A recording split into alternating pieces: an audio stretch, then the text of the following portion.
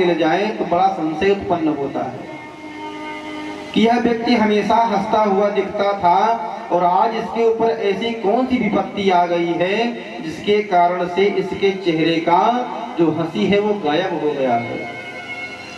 तो नारद जी कैसे हैं? बोले नारद जी हमेशा भगवान के द्वारा प्रदान की हुई वीणा के साथ श्रीमन नारायण की तान में मस्त रहते हैं और आज यह दीन की भांति मुख लटका करके विशालापुरी में भ्रमण कर रहे हैं।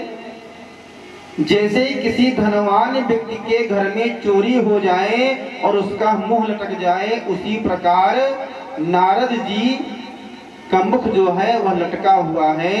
और सनकादिकों ने प्रश्न किया, कथम ब्रह्मण दीन मुखा, हे ब्रह्मा जी के मानस पुत्र, आपका यह मुख दीन की तरह लटका हुआ क्यों है?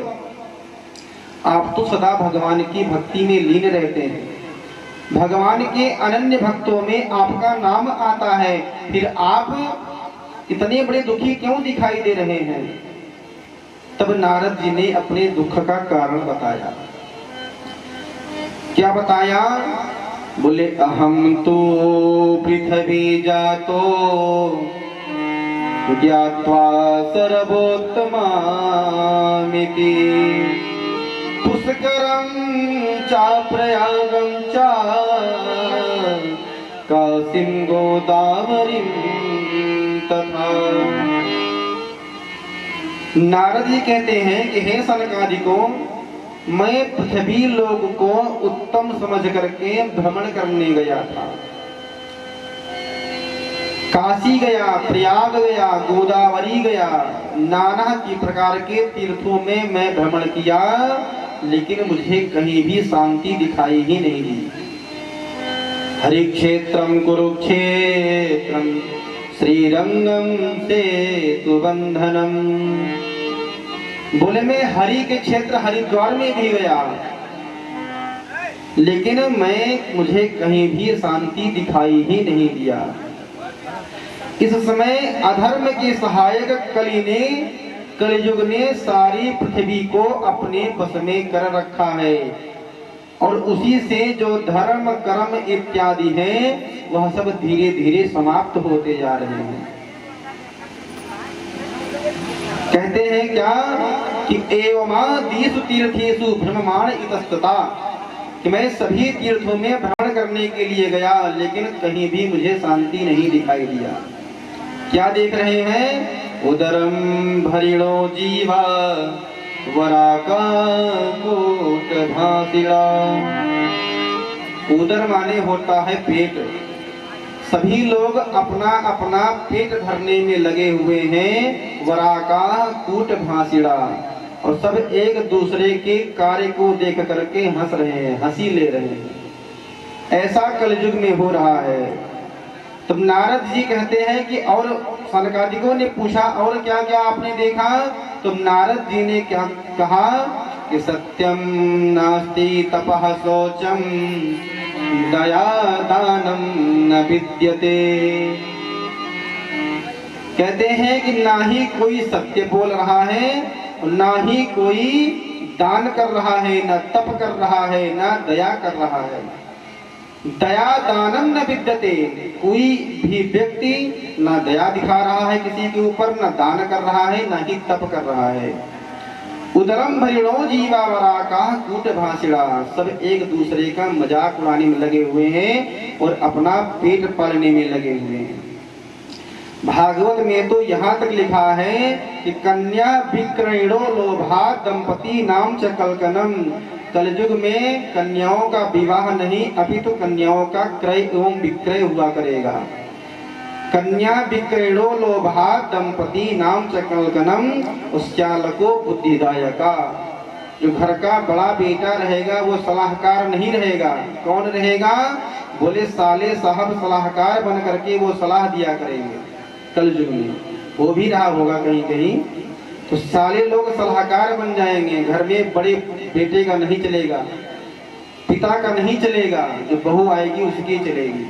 तो भागवत में पहले ही लिखा हुआ है। कहते हैं कि मंदः सुमंद मतयो मंद भाग्य उपद्रुता। सभी की बुद्धि कैसी हो जाएगी? बोले सब मंद बुद्धि के हो जाएंगे, भाग्यहीन हो जाएंगे, तेजहीन हो जाएंगे। और क्या होगा?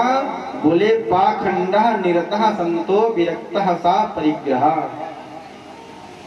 जो ज्यादा पाखंड करेगा उसी की ज्यादा चलेगी। कलयुग में ये भी लिखा हुआ है, जो जितने पाखंड दिखाएगा उसी की उतने कीर्ति बढ़ेगी। पाखंडः निरतः संतो, संतों के लिए लिखा गया है।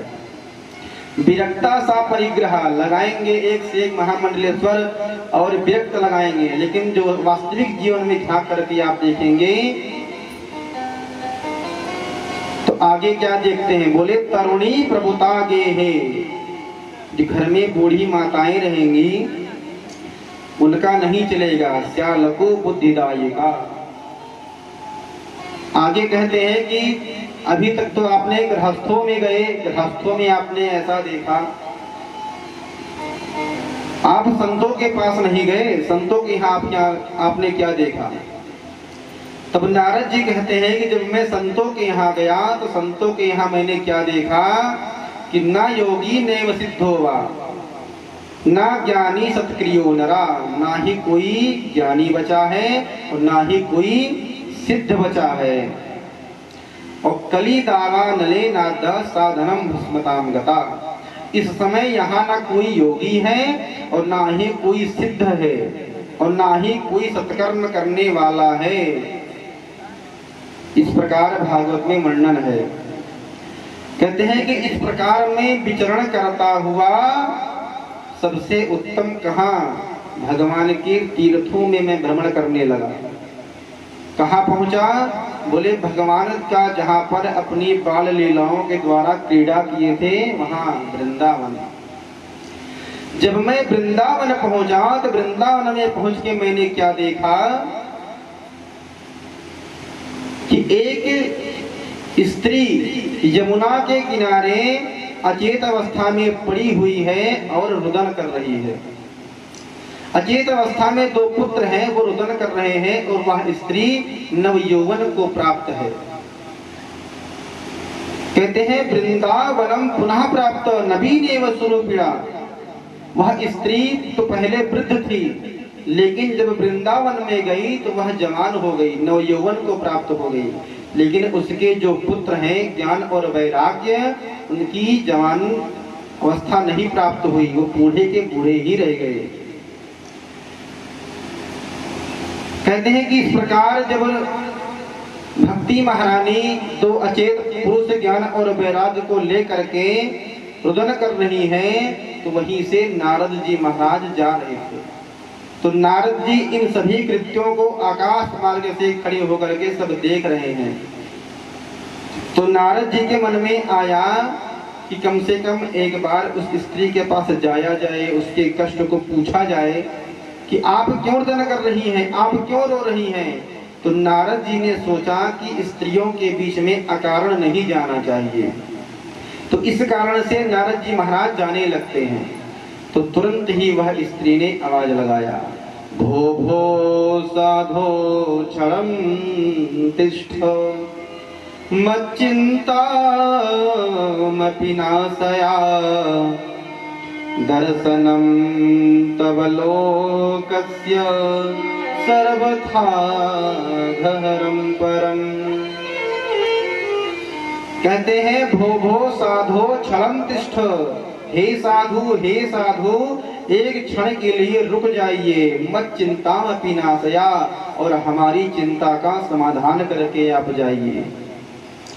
दर्शनम तव लोकस्य सर्वथा घहरं परम, आपका दर्शन करने से मात्र मनुष्य के जीवन के सारे पाप संताप नष्ट हो जाते हैं, दूर हो जाते हैं। तो इस प्रकार भक्ति महारानी नारद जी को जब आवाज लगाई तो नारद जी भक्ति माता के पास गए और भक्ति माता के पास जाकर के एक आश्चर्य देखा। क्या देखा? बोले भक्ति माता से जब पूछा कि आप कौन हैं, तो भक्ति माता ने कहा अहम भक्ति ख्याता इमो में तनयो मतो, मेरा नाम भक्ति है और हमारे बगल में यह जो अचेत अवस्था में पुत्र पड़े हुए हैं, ये मेरे पुत्र हैं, ज्ञान और वैराग्य। तो नारद जी को बड़ा आश्चर्य हुआ कि आप तो नवयौवन को प्राप्त है और आपके यह जो दो पुत्र हैं ये वृद्ध अवस्था को प्राप्त हैं, यह कैसे हुआ? तो भक्ति महारानी ने कहा कि मैं वृंदावन में आई और वृंदावन में भगवान की भक्ति को लोग श्रवण कर रहे हैं और इस कारण से मैं पुनः नवयौवन को प्राप्त हो गई, जवान हो गई। लेकिन हमारे जो पुत्र हैं ज्ञान और वैराग्य, अगर कुछ नहीं हुआ तो श्रीमद् भागवत कथा श्रवण करानी थी, क्या ज्ञान वैराग्य की बुढ़ापा दूर हो जाएगी? तब सनकादिकों ने समझाया। क्या समझाया? बोले जो मिठास फल में होता है, क्या वह मिठास उस पेड़ में पाया जाता है? बोले कदापि नहीं। उसी प्रकार यह जो श्रीमद् भागवत महापुराण है, ये चारों वेदों का क्या है? ये बोले उसी वेदों का सार है और भक्त और भगवान की कथा को इसमें चर्चित कराया गया है। और इस कारण से यह जो श्रीमद् भागवत महापुराण है, यह जो श्रीमद् भागवत महापुराण है, यह वेद वेदांत का पका पकाया हुआ फल है। और जो बोले श्रीमद् भागवतम शास्त्रम, श्रीमद् भागवत शास्त्र। सनकादिकों ने कहा कि सुन नारद वक्ष्यामि विनम्राय विवेकिनः, जो कोई भी व्यक्ति विवेक से श्रद्धा भाव से सम्मिलित होकर के इस भगवान की मंगलमयी कथा को श्रवण करता है, वह आनंद सुखों को उपभोग करके अंत में श्री वैकुंठ को प्राप्त होता है। सनकादिकों ने प्रश्न किया कि इस कथा को आप श्रवण कराइए और जो भक्ति माता के पुत्र हैं ज्ञान और वैराग्य, इससे उनके पुत्र की बुढ़ापा अवश्य ही दूर होगी। तो नारद जी ने कहा कि कथा कराई कहाँ जाए? बोले अगर कथा करानी है तो गंगा द्वार समीपे तो तटमानंद नामकम। गंगा द्वार किसे कहते हैं? बोले हरिद्वार को गंगा द्वार कहा जाता है। बोले गंगा द्वार के पास में एक आनंद नाम का तट है और उसी आनंद नाम के तट पर भागवत की कथा को श्रवण कराइए और इससे भक्ति महारानी के ज्ञान और वैराग्य की बुढ़ापा अवश्य ही दूर होगी। और इस प्रकार सनकादिकों के द्वारा कथा का वाचन होने लगा। नारद जी मुख्य श्रोता हो गए और जितने भी ऋषिगण कंदराओं में गुफाओं में तपस्या कर रहे थे, सभी लोग भगवान की कथा को श्रवण करने के हेतु आने लगते हैं। कौन कौन आ रहा है? भृगो वसिष्ठश्च वनश्च गौतमो मेधातिथि देवल देवरातो रामस्तथा गाधिसुतश्च साकलो मृकुण्डपुत्रा त्रिजपेत्वलादा। कहते हैं अनेकों ऋषि, भृगु महाराज आने लगे, वशिष्ठ जी, च्यवन ऋषि, गौतम ऋषि, मार्कंडेय जी, दत्तात्रेय जी महाराज, जहाँ तक भी आवाज जा रही है सभी ऋषि अपनी अपनी गुफाओं में अपनी अपनी तपस्या को छोड़ करके कथा को श्रवण करने के लिए जाने लगते हैं। और कथा प्रारंभ हो गई। सभी जगह जय सत्य नमा शब्द शंख शब्द तथैव च, सभी जगह जय जयकार शब्दों की गूंज होने लगती है। और उसी बीच में भक्ति महारानी ज्ञान और वैराग्य को लेकर के उत्पन्न हो जाती हैं और सभी के हृदय में हरिश्चित्तम समाचरेत, भक्ति महारानी सभी के चित्त में जाकर के विद्यमान हो जाती हैं। और कीर्तन होने लगा। क्या? श्रीमन नारायण नारायण नारायण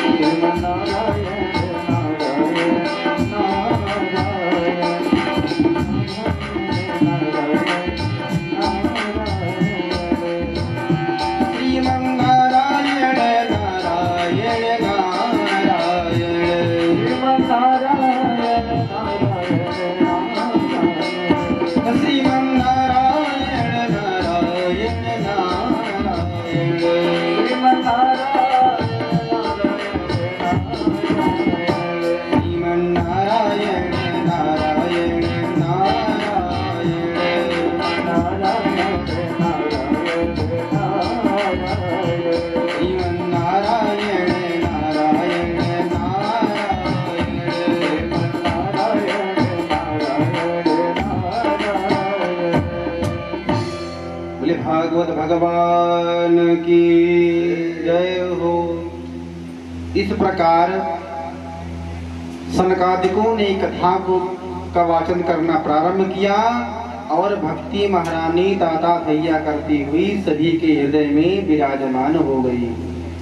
जहाँ पर भगवान की कथा हो गई वहाँ पर भक्ति महारानी अवश्य ही सूक्ष्म रूप से विद्यमान अवश्य ही रहती हैं। और कहाँ रहती हैं? बोली सभी के हृदय में विराजमान रहती हैं।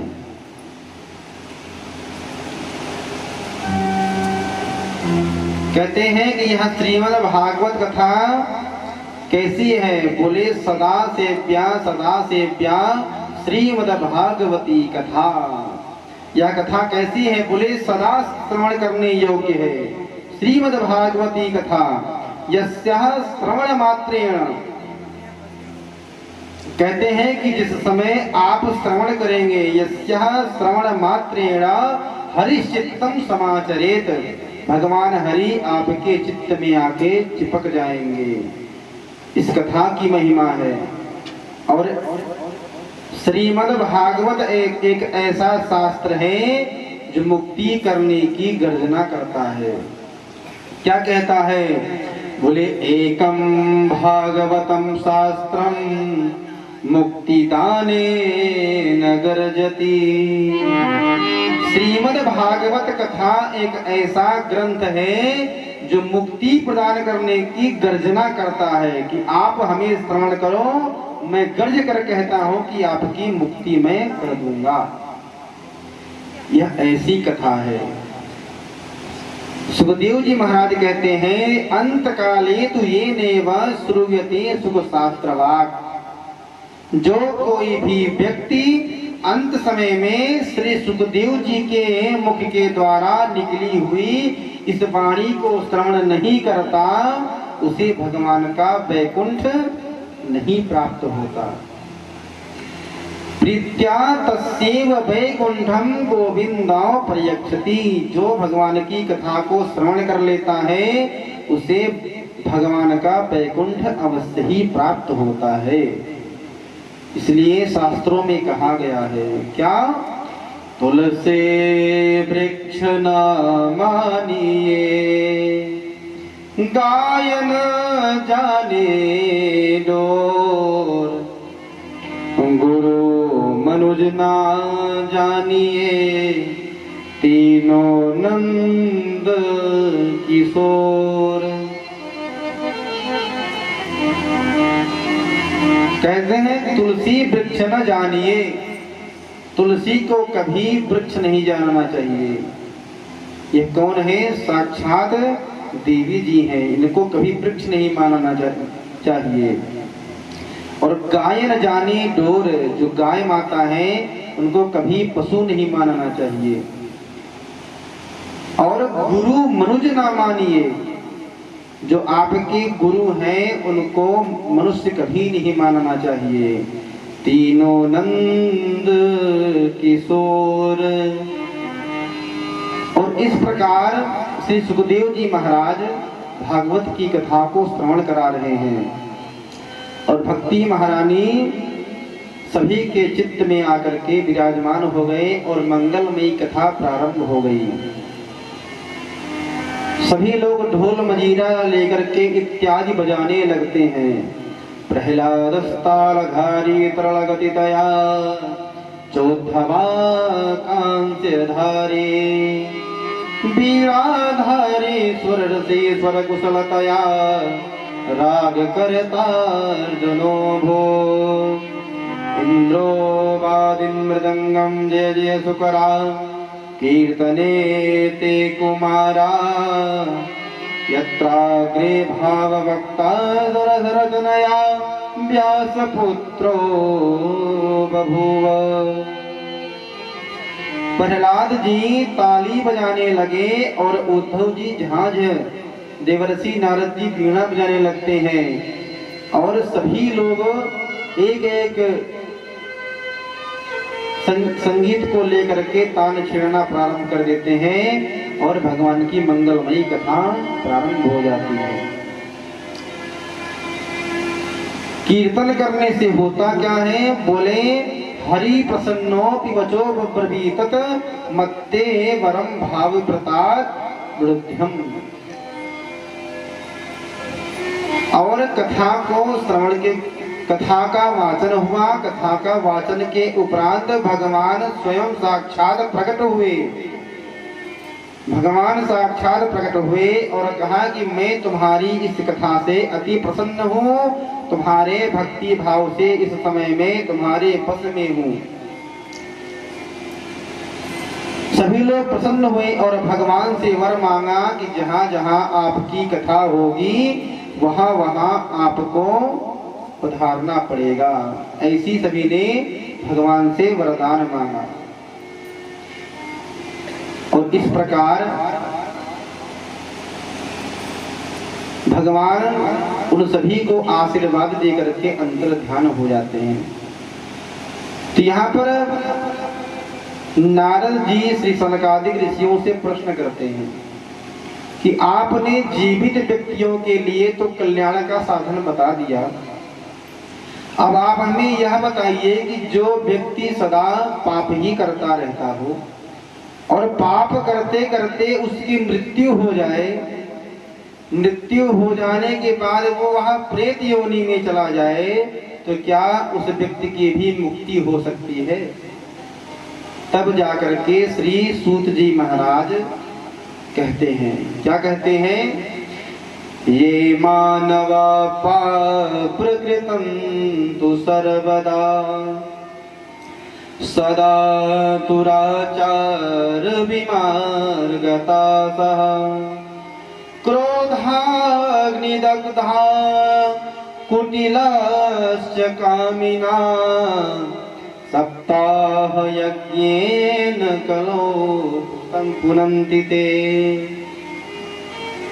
कहते हैं कि जो लोग सदा तरह तरह के पाप किया करते हैं, निरंतर दुराचार ही करते हैं और क्रोधाग्नि दग्धा, जो सदा क्रोधी हैं, हमेशा क्रोध में ही रहते हैं, क्रोधाग्नि दग्धा कुटिलाश्च कामिना, जो कुटिल हैं और कामी हैं, ऐसे व्यक्ति भी अगर भगवान की कथा को श्रवण करें तो उनका भी परम कल्याण हो जाता है। देख रहा हूँ सभी लोग सो रहे हैं, लगता है एक तगड़ा भजन करना पड़ेगा। एक बार जयकार लगाइए, बोले बाके बिहारी लाल की। कथा में नींद जानते हैं क्यों आती है? जिसके जीवन में पुण्य का अभाव रहता है उसको नींद आती है, ये परम सत्य है। ठीक है, तो भगवान की कथा को श्रवण करिए और पुण्य के लेवल को उसे ऊपर करिए, तो 7वें दिन नींद नहीं आएगी। बोले भागवत भगवान की जय हो।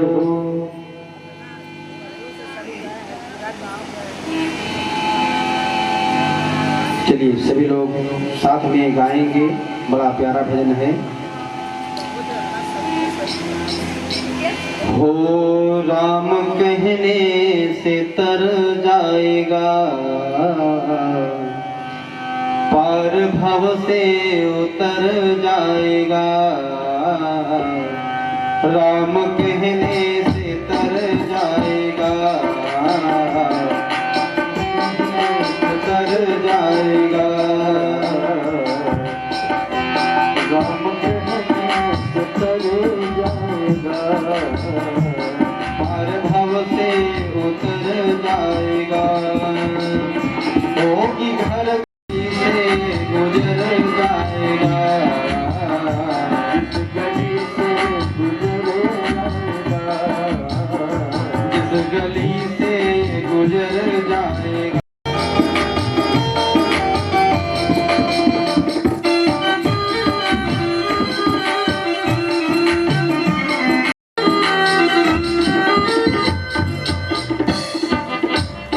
मांगना है उसी से ही मांग, पार भव से उतर जाएगा, राम कहने से तर जाएगा,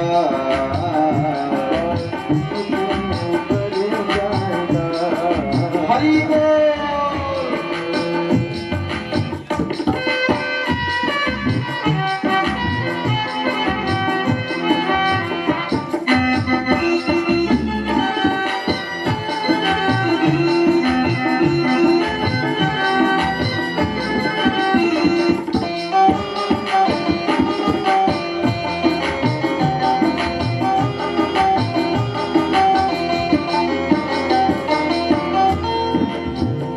महिमा उसकी तू गा के दे, महिमा उसकी तू गा के दे, महिमा उसकी तू गा के दे, महिमा उसकी तू गा के दे। कागज से हंस बन जाएगा, मुझे बन जाएगा, कागज से हंस बन जाएगा, तुझे हंस बन जाएगा, राम कहने से तर जाएगा, राम कहने से तर जाएगा। शास्त्रों में कहा गया है, क्या कहा गया है कि राम बिना का गति। कोई व्यक्ति अगर सोचे कि राम के बिना हम भव से पार हो जाएंगे तो नहीं हो सकता, क्योंकि अंत समय में क्या बोला जाता है सभी को पता है। तो उनके बिना किसी की गति नहीं है, किसी की मुक्ति भी नहीं है। इसलिए सभी लोग साथ में गाएंगे, महिमा उसकी तू गा के तू दे, महिमा उसकी तू गा के तो दे, महिमा उसकी तू गा के तू दे, महिमा उसकी गा के तो दे। कागज से हंस बन जाएगा, कागज से हंस बन जाएगा, राम कहने से तर जाएगा, राम कहने से तर जाएगा। हरि बोल।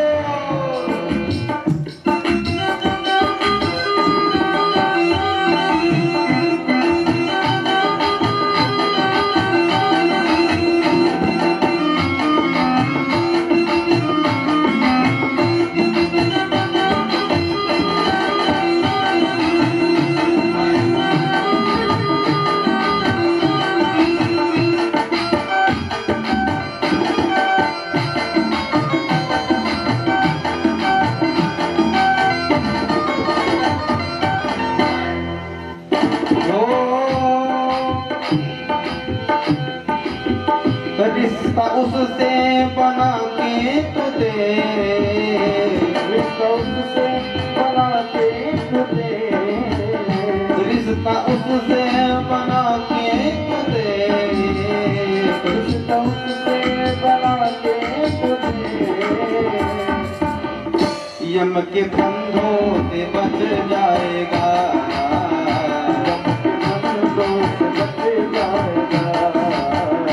पार भव से उतर जाएगा,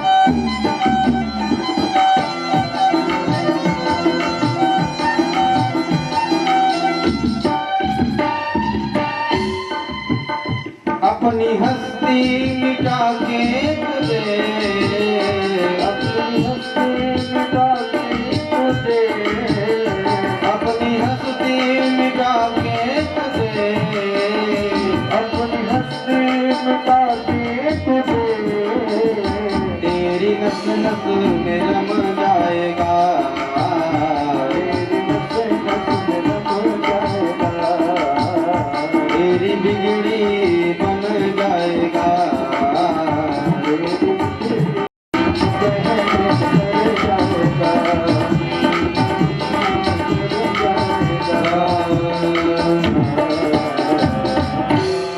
बोले भागवत भगवान की जय। जय श्री राधे श्याम। कहते हैं कि इस प्रकार जो व्यक्ति जीवन पर्यंत पाप कर्म ही करता रहता है और पाप कर्म करते करते उसकी मृत्यु हो जाए और वह प्रेत नहीं भयानक प्रेत बन जाए और उसके नाम से भी अगर संकल्प करा करके कथा को श्रवण कराया जाए तो उसको प्रेत योनि से भी मुक्ति करा सकती है। क्योंकि भागवत कहती है कि एकम भागवतम शास्त्रम मुक्ति दानेन गर्जति, एक ऐसा भागवत शास्त्र ही है जो मुक्ति प्रदान करने के लिए गर्जना करती है। तो कहते हैं कि मैं ऐसे नहीं मानूंगा जब तक आप कोई प्रमाण नहीं देंगे, जब तक आप कोई प्रमाण नहीं देंगे तब तक मैं इसको विश्वास नहीं करूंगा कि प्रेत योनि में जाने के बाद भी मुक्ति प्रदान करा सकती है भागवत। तो बोले तब बोले एक उपाख्यान सुनाते हैं। कौन सा? गोकर्ण उपाख्यान। कहते हैं तुंगभद्रा तटे पूर्वा यधे यभूत मुत्तन मुत्तमम। तुंगभद्रा नदी के पास में एक ब्राह्मण देव रहा करते हैं जिनका नाम है आत्मदेव। कहते हैं कि वह बहुत दुखी रहा करते हैं और ना तो उनके पास कोई पुत्र है और ना ही जो गाय उनके द्वार पर बंधी हुई है उसको भी कोई बछड़ा उत्पन्न हो रहा है। तो इस कारण से वो बड़ा दुखी रहा करते हैं और जा करके मन जंगल में विचार करते हैं कि ना तो हमारे पास पुत्र है और ना ही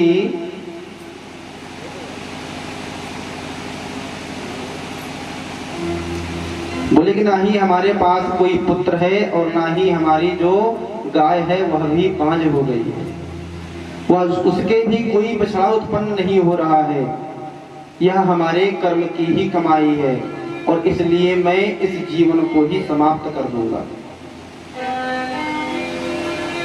तो जीवन को समाप्त करने के लिए कहाँ गए? बोले जीवन को समाप्त करने के लिए वन में गए। वन में जीवन को समाप्त ही करना चाह रहे थे तब तक एक संत जी सामने से आते हुए दिखाई दिए।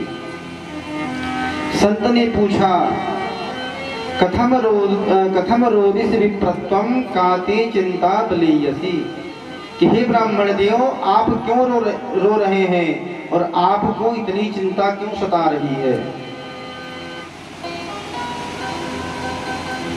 कहते हैं कि हम जीवन में बड़ी दुखी हैं, हमारे कोई पुत्र भी नहीं है और जिस गाय को मैं पालता हूँ वह गाय भी बांझ हो जाती है। और कहा गया है कि अगर व्यक्ति को पुत्र की प्राप्ति ना हो तब भी उसकी गति नहीं है। पुत्र उत्पन्न करना शास्त्रों में बड़ा ही महत्वपूर्ण माना गया है। जिसको पुत्र की प्राप्ति नहीं होती उसकी मुक्ति भी नहीं होती, शास्त्रों में ऐसा कहा गया है। तो कहें कि अगर मुझे कोई पुत्र की प्राप्ति नहीं होगी तो मैं यहीं पर आपके ही चरणों में अपने सर को पटक करके अपने प्राणों का अंत कर लूंगा और मैं हूं ब्राह्मण और आपको लग जाएगी ब्रह्म हत्या।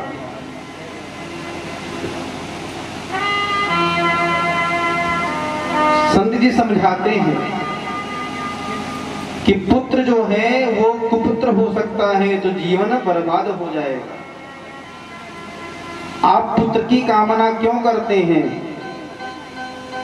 तो आत्मदेव जी समझाते हैं कि जब पुत्र तोतली भाषा में पिताजी कह करके बुलाता है तो वह जो आनंद होता है वो आप जैसे महात्मा को क्या पता। आप तो जीवन जन्म से ही संत हो गए हैं, तो आपको पुत्र का मोह क्या होता है, प्रेम क्या होता है, यह तो आपको पता ही नहीं है। तो आप तो शिक्षा देंगे ही कि पुत्र भी कुपुत्र हो सकता है और जीवन को दुखित कर सकता है, क्योंकि आप भी सन्यासी हैं और ज्ञान भी देंगे तो सन्यासी वाला देंगे। तो अगर आप हमें पुत्र की प्राप्ति का कोई साधन नहीं बताएंगे तो मैं आपके चरणों में अपने सिर को पटक करके प्राणों का अंत कर लूंगा, और मैं हूँ ब्राह्मण और इस कारण से आपको ब्रह्म हत्या लग जाएगी। नहीं तो आप हमें पुत्र प्राप्ति का कोई सरलतम साधन बतलाइए। तो महात्मा जी ने क्या किया, बोले तस्याग्रहं समालोक्य फलमेकं सदत्तवान। तुरंत ही महात्मा जी ने एक फल लिया और फल को मंत्र से फूंक दिया और कहा कि जाओ तुम अपने घर और इस फल को अपनी पत्नी को पवा देना, और इससे अवश्य ही तुम्हारी जो पत्नी है वह गर्भवती हो जाएगी और बड़ा ही रूपवान, सुशील और विद्वान पुत्र उत्पन्न होगा। पंडित जी प्रसन्न होकर के अपने घर की ओर प्रस्थान किए और आत्मदेव जी अपनी पत्नी धुंधली के पास गए और धुंधली से कहा कि महात्मा जी ने हमको यह प्रसाद का भेज दिया है और कहा है कि इसको श्रवण करने से तुम गर्भवती हो जाओगी और इससे सुंदर पुत्र की प्राप्ति होगी। तो धुंधली कौन है? बोले धुंधली बात पे कुतर्क करती रहती है, हर चीज में उसको उत्तर चाहिए। तो क्या हुआ? बोले आत्मदेव जी ने फल दिया तो वहां उस फल को क्या किया, एक ताखा था उसी में रख दिया और फल को नहीं पाया। दूसरे दिन उसकी बहन आती है और बहन से सारे वृत्तांत को बताया, कहा कि हमारे पति देव ने फल दिया है और कहा है कि इसको इस फल को पालो, इस फल को पाने से तुम्हें सुंदर पुत्र की प्राप्ति होगी। तो उसकी बहन क्या थी? बोली उसकी बहन थोड़ा धनहीन थी और उस समय वह गर्भवती थी, तो उसको धन की लालच था। तो उसने धुंधली से कहा कि देखो बहन, तुम्हारे घर में धन है तो पुत्र नहीं है और हमारे घर में पुत्र है तो धन नहीं है, तो ऐसा करते हैं कि हम दोनों आपस में अदला बदली कर लेते हैं। हमारे पास 10 पुत्र हमारे पहले से हैं और 11वां पुत्र हमारे गर्भ में है, और आप किसी प्रकार पेट में कुछ छिपा करके अपने पति देव को दिखाती रहो और मेरे जब 11वां पुत्र जन्म लेगा तो मैं ला करके तुम्हें दे दूंगी और उसके बदले तुम हमें कुछ धन दे देना। धुंधली ने कहा कि इस फल को क्या करें? तो बोले इस फल को अपनी गाय को खिला दे। धुंधली बात को मान गई और उस फल को ले जाकर के उस गाय माता को खिला दिया और समयानुसार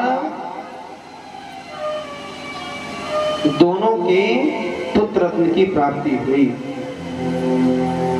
बोले त्रिमासे तिरगते चाथ साधेनो सुसुभिर्वकं सर्वांग सुंदरम दिव्यं निर्मलं कनकप्रभं। बोले उसकी बहन को भी पुत्र की प्राप्ति हुआ और उसका नाम रखा बोली मेरा नाम धुंधली है तो मेरे बेटे का नाम धुंधकारी रहेगा। और जो बहन से उत्पन्न पुत्र था उसका नाम धर दिया धुंधकारी। और जो गाय से उत्पन्न हुआ उसके तीसरे महीने गाय से भी सुंदर पुत्र की प्राप्ति हुई। बोले त्रिमासे तीर्गते चौथा साधेनो सुसुवीर्भकम सर्वांग सुंदरम दिव्यम निर्मलम कनक प्रभम। पूरा शरीर सुंदर है, दिव्य है और कान जो है वो गाय की तरह है। निर्मलम कनक प्रभम।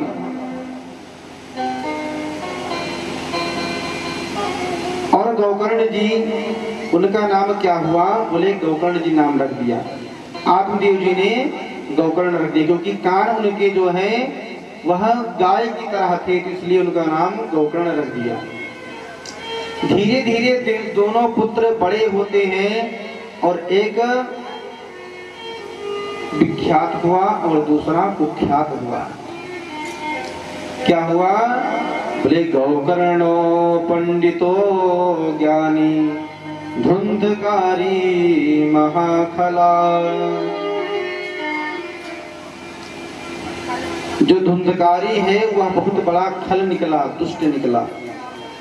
और जो गौकर्ण जी महाराज हैं वो बहुत बड़े पंडित निकले। गौकर्णो पंडितो ज्ञानी, बहुत ज्ञानी निकलते हैं। और गौकर्ण जी ज्ञानी के साथ साथ तत्वज्ञानी भी हैं और वह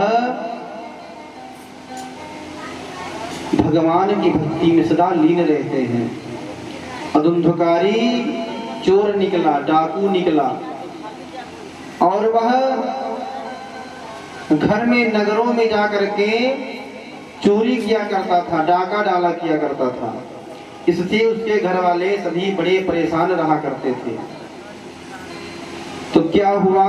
अंत में आत्मदेव जी ने सोचा कि ऐसे पुत्र के सिवा तो मैं कुपुत्र ही रहूं तभी हमारा ठीक है।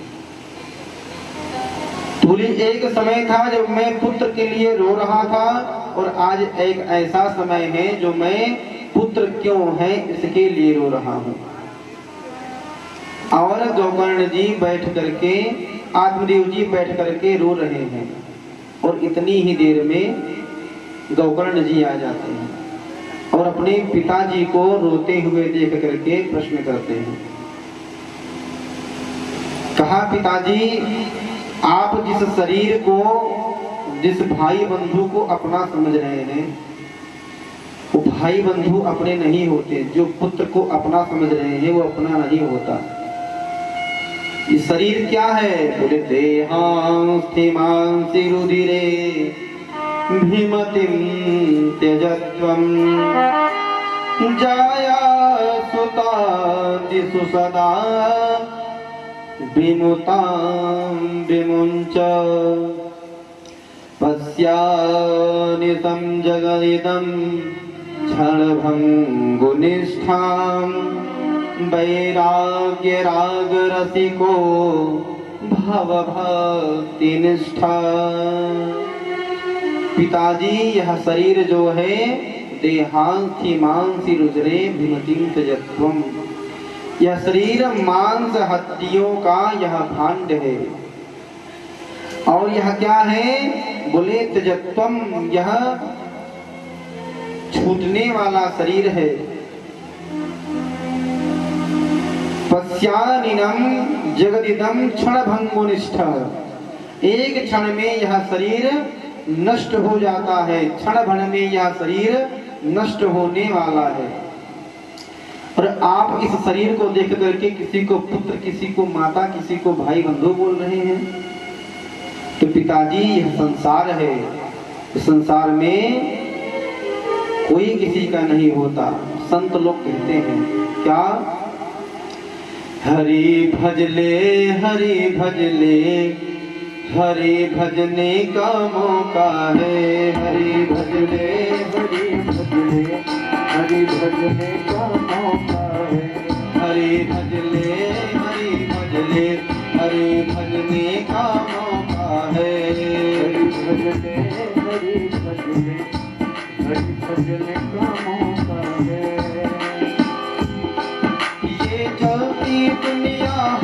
टिकट ले हम भी बैठे हैं। चलती दुनिया है, हम भी बैठे हैं। ये दुनिया क्या है? ये दुनिया चल रही है और साथ में हम भी यात्रा कर रहे हैं। किसी की यात्रा पूर्ण हो गई तो जल्दी उतर गए तो क्या करते हैं, उनके उतरने के बाद हम रुकते थोड़ा है। लेकिन यह जो जीवन की यात्रा है इसमें अगर कोई चला जाए तो हम रोते हैं, लेकिन ऐसा नहीं होना चाहिए। ये चलती दुनिया है, टिकट ले हम भी बैठे हैं। ये चलती दुनिया है, टिकट ले हम भी बैठे हैं। संभल के चलना रे भाई, पराए संग में धोखा है। चलना रे भाई, पराए संग में धोखा है। संभल के चलना रे भाई, पराए संग में धोखा है। संभल के चलना रे भाई, पराए संग में धोखा है। कोई माता पिता बंधु जगत साथी नहीं तेरा।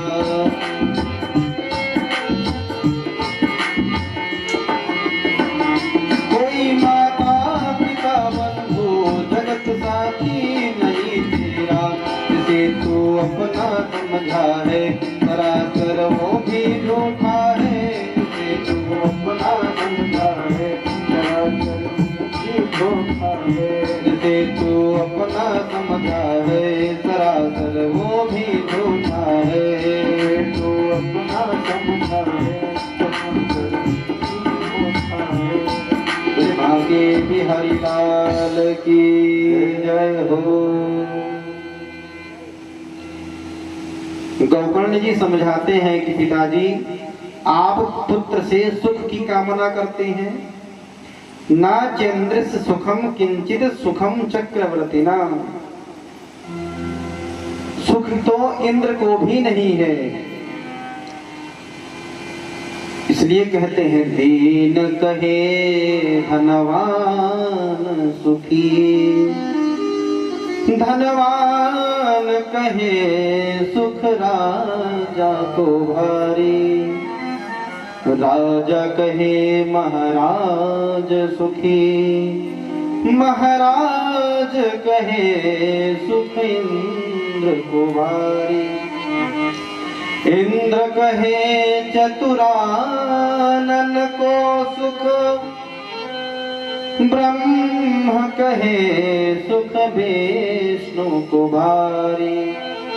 लेकिन सुखी कौन है? तुलसीदास विचार करी। हरि भगत बिना सब दुनिया दुखारी। पिताजी आप यहाँ जो कल्पना कर रहे हैं यह पुत्र उत्पन्न हुआ है हमें सुख देगा, तो इसकी कल्पना आप छोड़ दीजिए। यह संसार क्या है? बोले यह संसार ही दुखालय है। यहाँ अगर आप सुख की खोज करेंगे, सुख की कल्पना करेंगे तो आप जैसा मूर्ख है ये नहीं है। इस संसार में सुख तो है ये नहीं है। जब यहाँ तक कह दिया गया है ना चंद्र से सुखम किंचित, अगर आप सोच रहे हो कि स्वर्ग में बैठे हुए इंद्र को सुख है तो उनको भी सुख नहीं है। उनको भी टेंशन लगा हुआ है कि कोई पृथ्वी पर अगर 100 अश्वमेध यज्ञ कर ले तो उनकी सत्ता हट सकती है। अगर कोई व्यक्ति धरती पर 100 अश्वमेध यज्ञ कर ले तो इंद्र की पदवी को प्राप्त कर सकता है। तो इसलिए इंद्र को भी भय है कि कहीं कोई यज्ञ करके हमारी कुर्सी न ले ले। इसलिए सुख किसी को नहीं है। ना सुखम चक्रवर्ती ना, जो चक्रवर्ती सम्राट राजा हैं उनको भी सुख नहीं है। इसलिए पुत्र का उपदेश सुन के श्री आत्मदेव जी को वैराग्य आ गया और वैराग्य आने के बाद तुरंत वन में वही स्थान पर गए जहां पर पहले गए थे और अब भगवान की भक्ति को भागवत के 10वें स्कंध का पाठ करते करते भगवत धाम को प्राप्त हो गए। और इधर जो उनकी पत्नी है धुंधली, एक दिन धुंधकारी आया मदिरा पान करके और पंच वैश्याओं को लेकर के आया और अपनी बहन माता से पूछा कि पिताजी हमारे जो धन एकत्रित करके गए हैं वह कहाँ रखा हुआ है, बताओ नहीं मैं तुम्हें अभी मारूंगा। और पुत्र के डर के कारण माता भगी और कुएं में गिर गई। इस प्रकार धुंधली की भी मृत्यु हो गई। अब धुंधकारी अकेले घर में रह रहा है। धुंधकारी गृहे तिष्ठ पंचपन्य वधू व्रतः। धुंधकारी घर में अकेले रह रहा है और 5 वैश्याओं को लेकर आ गया और 5 वैश्याओं के संग में रहने लगा और उनका भरण पोषण करने के लिए पहले तो चोरी करता था, अब डाका भी डालने लगा। डाका डालने लगा और पंच वैश्याओं ने सोचा कि ये बड़े बड़े राजाओं महाराजाओं के यहाँ चोरी करने के लिए जाता है, कदाचित किसी दिन अगर पकड़ा गया तो इसके साथ साथ हम भी मारे जाएंगे। तो क्या हुआ, एक दिन वह राजा के घर में चोरी करने गया और वह बहुत सा धन लेकर के आया। बहुत सा धन लेकर के आया। सभी धन को वेश्याओं ने छीन लिया और धुंधकारी को मारने का प्रयत्न करने लगे। धुंधकारी, रात्रि का समय था, धुंधकारी अपनी चारपाई पर लेटा हुआ था। तो पंच वेश्याओं ने क्या किया, बोले उसके दोनों हाथों को दोनों पैरों को रस्सियों से बांध दिया। रस्सियों से बांध दिया और उसके गले को दबाना प्रारंभ किया। लेकिन कहा जाता है कि जो पापी व्यक्ति होते हैं उनकी मृत्यु भी बड़ी ही कष्टदायी होती है, जल्दी उनकी मृत्यु नहीं होती। जब भगवान के पार्षद उनको लेने के लिए आते हैं तो उन्हें बड़ा कष्ट होता है। जन्मत मरण दुसह दुख हो। जितना दुख उनको जन्म लेते वक्त हुआ था उससे 1000 गुना दुख उनको मरते वक्त होता है।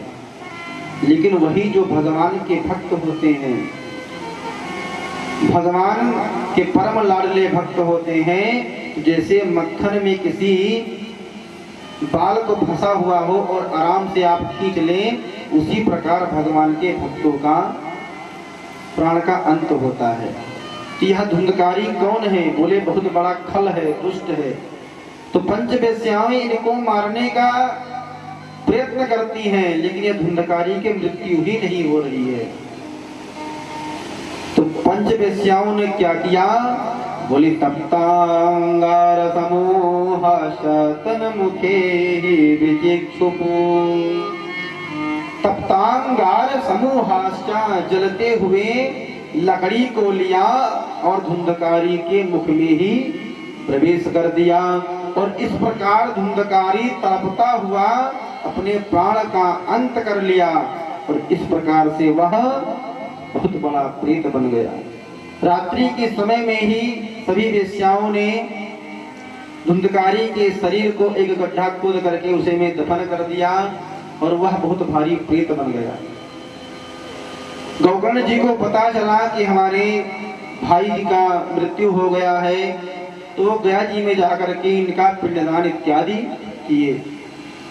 उसके पिंडदान करने के उपरांत जब वह अपने घर की ओर आए तो क्या हुआ, घर में जब प्रवेश किया, रात्रि का समय था, तो धुंधकारी प्रेत बन चुका है, शरीर को धारण किया नहीं है। तो कभी भैंसा बन जाए, कभी सूअर बन जाए और नाना प्रकार के जीवों की भांति वह दृश्य अपना दिखला रहा है। तो तुरंत ही गोकर्ण जी ने जल का छींटा मारा और प्रश्न किया कि तुम कौन हो। तुरंत ही वह एक मूर्तिमान स्वरूप धारण किया और प्रश्न उत्तर देने लगा, अहम भ्राता तुदीयोस्मि धुंधकारी च नामता स्वकीयनैव दोषेण ब्रह्मत्यां नासितं मया। अहम भ्राता तदीयोस्मि, हे भाई मैं आपका भाई हूँ। धुंधकारी ति नामता, मेरा नाम धुंधकारी है। सुकीये नैव दोषेण, किसी के दोष के कारण नहीं, मैं अपने ही दोष के कारण ब्रह्मत्याम नासितम मया, और जो ब्राह्मण का शरीर पा करके हमने अधर्म किया और आज प्रेत योनि को प्राप्त किया। गौकर्ण जी ने कहा कि चलो ठीक है, अभी के लिए तुम जाओ, प्रातः काल तुम्हारे मुक्ति का साधन मैं खोजता हूँ, जब तुम्हारे मुक्ति का साधन मिल जाएगा तब मैं तुम्हें बुलाऊंगा। प्रातः काल हुआ, गौकर्ण जी महाराज सूर्य देव को अर्घ दे रहे थे और इतना तेजवान थे कि अर्घ देते वक्त सूर्य की गति को ही रोक दिया, सूर्य की गति को रोक दिया और सूर्य से प्रश्न करने लगे कि हमारे भाई जो धुंधकारी हैं वो प्रेत योनि को प्राप्त हो गए हैं, इनकी मुक्ति कैसे हो। तब जाकर के श्री सूर्य भगवान कहते हैं, श्रीमद्भागवतां मुक्ति सप्ताह वाचनम कुरु। सूर्य भगवान स्वयं कहते हैं कि श्रीमद्भागवतां मुक्ति सप्ताह वाचनम कुरु, आप जाकर के श्रीमद्भागवत का सप्ताह ज्ञान यज्ञ करवाइए। और इति सूर्य वचः सर्वे धर्म रूपम च विश्रुतम, और इस प्रकार सूर्यदेव के कहानुसार गौकर्ण जी महाराज भागवत की कथा का गान करना प्रारंभ किए। भागवत की कथा प्रारंभ हुई और भागवत की कथा प्रारंभ के प्रथम दिवस की जैसे ही कथा विश्राम हुई, तुरंत ही बांस के अंदर बैठा हुआ धुंधकारी प्रथम गांठ चटक जाती है, क्योंकि वह शरीर तो धारण कर नहीं सकता। तो जहाँ कथा हो रही थी उसके बीच में बगल में एक बांस की कोठ थी, उसी में जाकर के वह विद्यमान हो गया था। तो प्रथम दिन की कथा जैसे ही विश्राम हुई, तुरंत ही वह बांस की प्रथम गांठ चटक जाती है और सातवें दिन के विश्राम होते होते सातों गांठ चटक गई और दिव्य रूप धरो जाता तुलसीदास मंडिता। तुरंत ही वहां गौकर्ण जो शरीर धारण नहीं